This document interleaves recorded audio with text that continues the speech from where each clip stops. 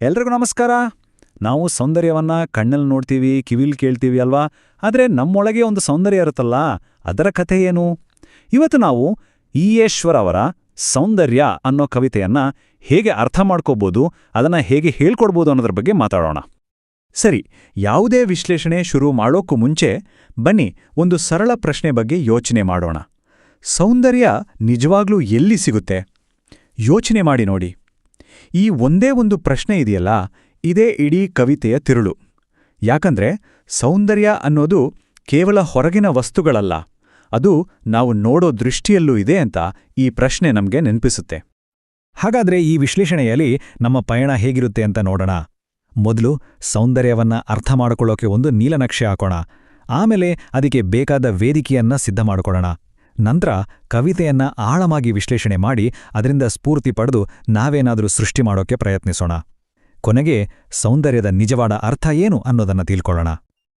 ಸರಿ, ನಮ್ಮ ಮೊದಲನೇ ಹೆಜ್ಜೆ ಸೌಂದರ್ಯಕ್ಕಾಗಿ ಒಂದು ನೀಲನಕ್ಷೆ.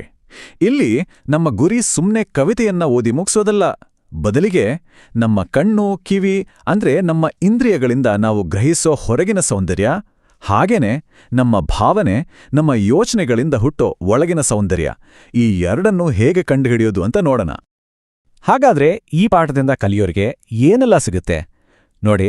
ಅವರು ಕವಿತೆಯ 3 ಮುಖ್ಯ ಭಾಗಗಳನ್ನ, ಅಂದ್ರೆ ಕಂಡಿದ್ದು, ಕೇಳಿದ್ದು ಮತ್ತು ನಮ್ಮೊಳಗಿರೋದು ಅಂತ, ಇದನ್ನ ವಿಶ್ಲೇಷಣೆ ಮಾಡಕ್ ಕಲಿತಾರೆ. ಜೊತೆಗೆ ಹೊರಗಿನ ಸೌಂದರ್ಯಕ್ಕೂ ಒಳಗಿನ ಸೌಂದರ್ಯಕ್ಕೂ ಇರೋ ವ್ಯತ್ಯಾಸ ಏನು ಅಂತ ಸ್ಪಷ್ಟವಾಗಿ ಅರ್ಥ ಮಾಡ್ಕೋತಾರೆ.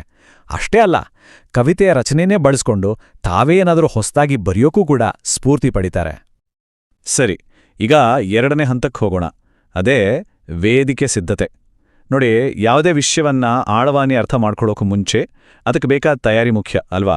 ಇಲ್ಲಿ ನಮಗೆ ಬೇಕಾಗಿರೋದು 2 ಪ್ರಮುಖ ಪರಿಕರಗಳು. ಒಂದು, ಕೆಲವು ಮುಖ್ಯ ಪದಗಳ ಅರ್ಥ, ಅಂದ್ರೆ ಶಬ್ದಕೋಶ. ಮತ್ತೊಂದು, ಭಾವನಾತ್ಮಕವಾಗಿ ಓದುವುದು. ಮೊದಲಿಗೆ ಕೆಲವು ಪ್ರಮುಖ ಪದಗಳನ್ನ ನೋಡೋಣ. ಮೊದಲನೇ ಪದ ಅರ್ನೆಸ್ಟ್. ಎನಿಥಿಂಗ್ ಇನ್ ಅರ್ನೆಸ್ಟ್ ಅಂತ ಕವಿತೆಯಲ್ಲಿ ಬರುತ್ತೆ. ಇದರ್ಥ ಏನು? ಪ್ರಾಮಾಣಿಕವಾದ, ತೀವ್ರವಾದ ನಂಬಿಕೆ, ಶ್ರದ್ಧೆಯಿಂದ ಮಾಡೋ ಯಾವುದೇ ಕೆಲಸ ಅನ್ನೋ ಸಾಲನ್ನ ಅರ್ಥ ಮಾಡ್ಕೊಳ್ಳೋಕೆ ಈ ಪದದ ಭಾವನೆ ತುಂಬಾನೇ ಮುಖ್ಯ. ಇದು ಸುಮ್ಮನೆ ಮಾಡೋ ಕೆಲಸ ಅಲ್ಲ, ಅದ್ರ ಹಿಂದೆ ಇರೋ ಒಂದು ಶ್ರದ್ಧೆಯನ್ನ, ಒಂದು ನಿಷ್ಠೆಯನ್ನ ಇದು ಸೂಚಿಸುತ್ತೆ. ಮುಂದಿನ ಪದ ಚಾಂಟಿಂಗ್. ಚಾಂಟಿಂಗ್ ಅಂದ್ರೆ ಸುಮ್ಮನೆ ಪದೇ ಪದೇ ಹೇಳೋದಲ್ಲ, ಅದರಲ್ಲಿ ಒಂದು ಲಯ ಇರುತ್ತೆ, ಒಂದು ಭಾವನೆ ಇರುತ್ತೆ. ಕವಿತೆಯಲ್ಲಿ ಮನುಷ್ಯನ ಧ್ವನಿಯಲ್ಲಿರೋ ಶಕ್ತಿ ಮತ್ತು ಸೌಂದರ್ಯವನ್ನ ತೋರ್ಸೋಕೆ ಈ ಪದವನ್ನ ಬಳಸಲಾಗಿದೆ. ಕೊನೆಯದಾಗಿ ಒಳ್ಳೆಯ ಕಾರ್ಯಗಳು. ಇದು ಕವಿತೆಯ ಕೊನೆಯ ಭಾಗಕ್ಕೆ ಅಡಿಪಾಯ ಇದ್ದಾಗೆ. ಕವಿತೆ ಯಾವಾಗ ಹೊರಗಿನ ಸೌಂದರ್ಯದಿಂದ ಒಳಗಿನ ಸೌಂದರ್ಯದ ಕಡೆಗೆ ಚಲಿಸುತ್ತೋ ಆಗ ಈ ಒಳ್ಳೆಯ ಕಾರ್ಯಗಳು ಅನ್ನೋ ಪರಿಕಲ್ಪನೆಯೇ ಕೇಂದ್ರಕ್ಕೆ ಬರುತ್ತೆ. ಈಗ ಪದಗಳ ಅರ್ಥ ಗೊತ್ತಾಯ್ತು. ಇದರ ನಂತರ ಕವಿತೆಯನ್ನ ನಿಜವಾಗ್ಲೂ ಫೀಲ್ ಮಾಡಿ ಭಾವಪೂರ್ಣವಾಗಿ ಓದೋದು ತುಂಬಾನೇ ಮುಖ್ಯ. ಯಾಕೆ ಗೊತ್ತಾ? ಹೀಗೆ ಓದಿದಾಗ ಕೇಳೋರು ಬರೀ ಪದಗಳನ್ನ ಕೇಳಿಸ್ಕೊಳ್ಳೋದಿಲ್ಲ, ಬದಲಾಗಿ ಕವಿತೆಯ ರಚನೆಯಲ್ಲಿ ಆಗೋ ಬದಲಾವಣೆಗಳನ್ನ ಅನುಭವಿಸ್ತಾರೆ. ಅಂದ್ರೆ ಕಣ್ಣಿಗೆ ಕಾಣೋ ಪ್ರಪಂಚದಿಂದ ಕಿವಿಗೆ ಕೇಳೋ ಶಬ್ದಗಳಿಗೆ, ಅಲ್ಲಿಂದ ನೇರವಾಗಿ ನಮ್ಮ ಆತ್ಮದ ಆಳಕ್ಕೆ ಹೋಗೋ ಒಂದು ಪಯಣವನ್ನೇ ಅವರು ಅನುಭವಿಸ್ತಾರೆ.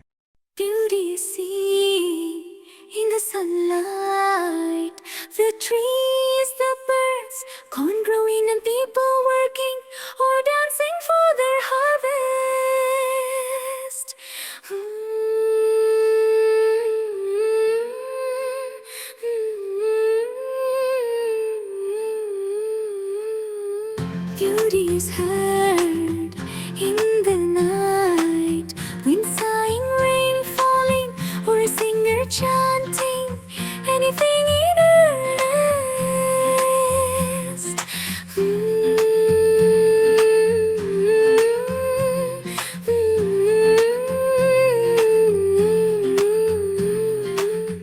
Beauty is in yourself, good deeds, happy thoughts that repeat themselves in your dreams, in your work, and even in your rest.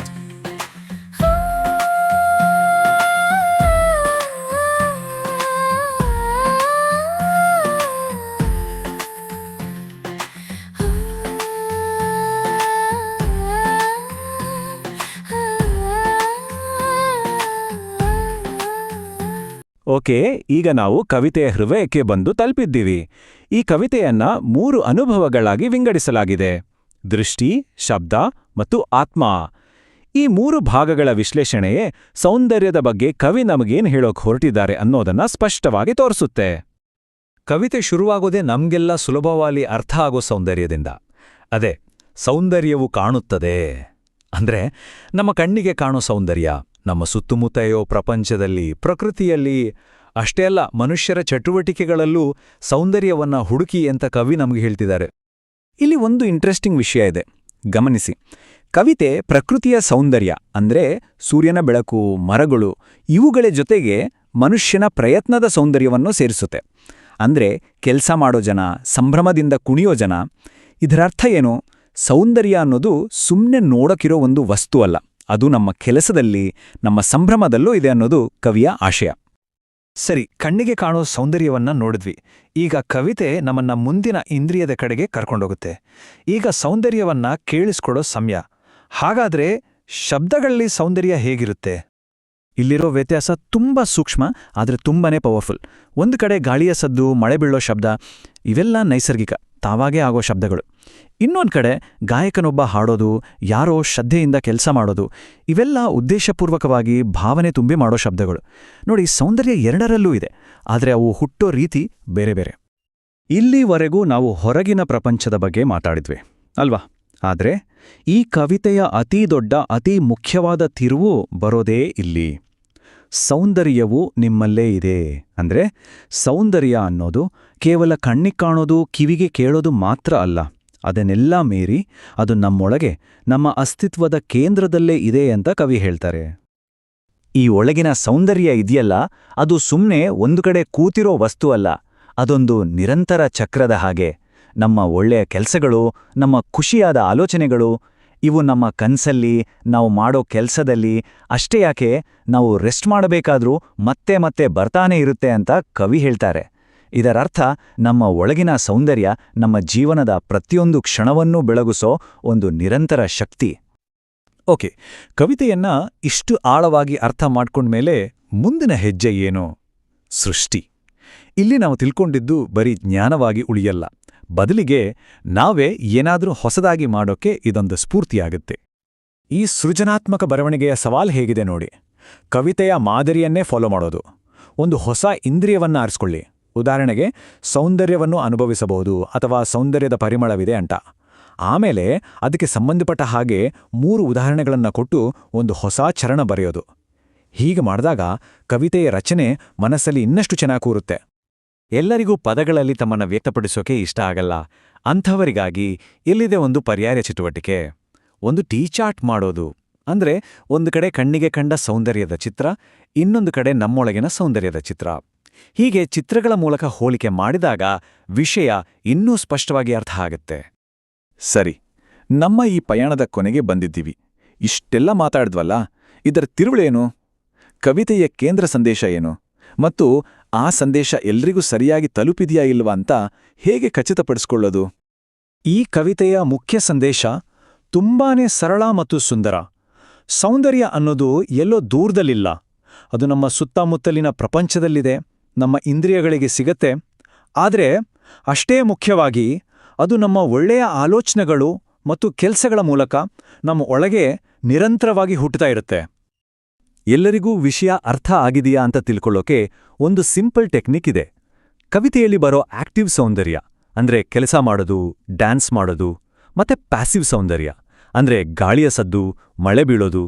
ಈ ಎರಡರ ನಡುವಿನ ವ್ಯತ್ಯಾಸವನ್ನ ಗುರ್ತಿಸೋಕೆ ಹೇಳಿದ್ರೆ ಸಾಕು. ಅದನ್ನ ಸರಿಯಾಗಿ ಗುರ್ತಿಸಿದ್ರೆ ಅವರಿಗೆ ಕವಿತೆಯ ರಚನೆ ಪಕ್ಕಾ ಅರ್ಥ ಆಗಿದೆ ಅಂತಾನೆ ಲೆಕ್ಕ. ನೋಡಿ, ಈ ನೀಲನಕ್ಷೆ ಇದೆಯಲ್ಲ, ಇದು ಸೌಂದರ್ಯ ಕವಿತೆಯನ್ನ ಅರ್ಥ ಮಾಡ್ಕೊಳ್ಳಕ್ಕೆ ಒಂದು ಕೀಲಿ ಕೈ ಇದ್ದ ಹಾಗೆ. ಈ ಇಡೀ ವಿಶ್ಲೇಷಣೆ ನಮ್ಮನ್ನ ಒಂದು ಕೊನೆಯ ಪ್ರಶ್ನೆಯೊಂದಿಗೆ ಬಿಟ್ಟೋಗುತ್ತೆ. ಅದೇನಂದ್ರೆ, ನಮ್ಮ ಸುತ್ತಮುತ್ತ ಮತ್ತು ನಮ್ಮೊಳಗಿರೋ ಈ ಸೌಂದರ್ಯವನ್ನ ಬೇರೆಯವರು ಕೂಡ ನೋಡೋ ಹಾಗೆ, ಅನುಭವಿಸೋ ಹಾಗೆ ನಾವು ಹೇಗೆ ಸಹಾಯ ಮಾಡಬಹುದು?